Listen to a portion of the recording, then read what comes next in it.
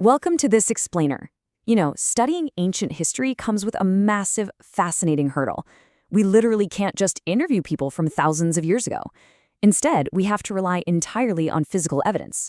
So how do we take an ancient object dug out of the dirt and actually build a true, accurate story around it? Let's dive in and find out. Here is our game plan for today.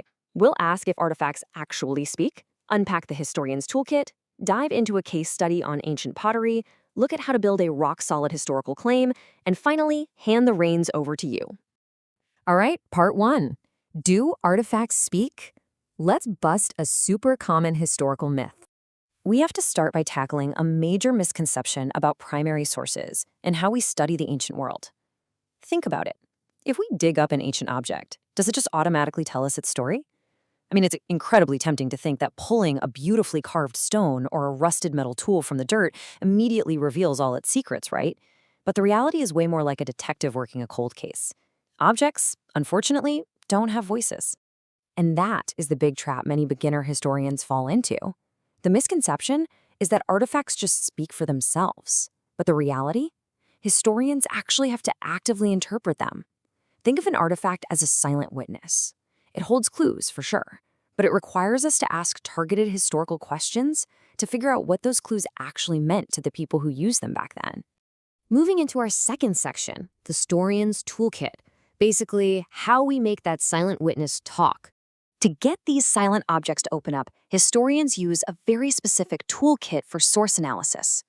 And the absolutely crucial tool here is context. This means exactly where and how an artifact was found in relation to its surroundings. The physical location of an object is just as vital as the object itself. Let me give you an example. Finding a simple, sharpened tool near a cooking hearth tells a completely different story than finding that exact same tool out on an ancient battlefield.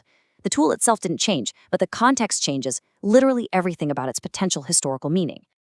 So this gives us a really solid 3-step process for evaluating ancient primary sources. First step, check the context. Where exactly did it turn up? Next, examine the materials and construction. Like, what is the object actually made of? Is it a local stone or something imported from miles away? How much effort went into baking it?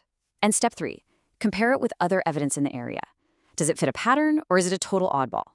This 3-part process right here is the absolute bedrock of doing real historical thinking. Okay, let's put this into practice with a case study on ancient pottery. Time to investigate our first piece of evidence. Picture this. You're at an archaeological dig site, carefully brushing away layers of dirt, and boom, you uncover a heavy clay pot. It's heavily scorched on the bottom and buried near a ring of blackened stones. Just visualize that find for a second. This is our raw, primary source. But remember our golden rule. This pot is not going to speak for itself. We've got to break out the toolkit to figure out what went down. That brings us to Section 4, building a historical claim. Let's turn those raw clues into supported conclusions. Let's break down the logic here. We start with the hard evidence. We've got scorched clay. By looking at that material, our logical inference is that it was exposed to high heat. Next, we look at our context. It was found near blackened stones, so we can logically infer it was left at a fire pit. Now we combine those inferences, and bam, we build our final historical claim. This pot was used for cooking meals and was part of a domestic hearth. See what we did? We just moved step by step from dirt straight to history. And this perfectly highlights a core rule of studying the past. You absolutely must support your claims with evidence. A historian's claim has zero power unless it's backed up by solid, interpreted sources. You can't just guess what happened thousands of years ago.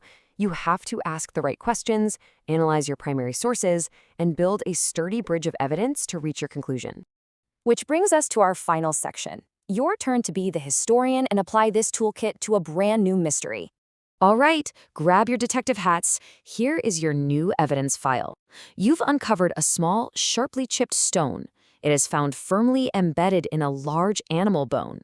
And get this, it's made of obsidian, which is a rare volcanic glass that isn't naturally found anywhere near the local geography of your dig site.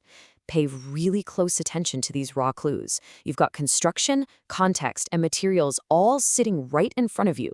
So, here is your final challenge as an investigator. Based on this evidence, what claim can you build about the trade networks or the survival skills of the society that made this? Seriously, think about it. How did non-local volcanic glass end up there if they couldn't mine it themselves? And what does a sharply chipped stone wedged into a bone tell you about how they got their food? Use your toolkit, analyze the evidence, and crack the case. Thanks so much for hanging out with me on this explainer, and remember to keep asking those great historical questions.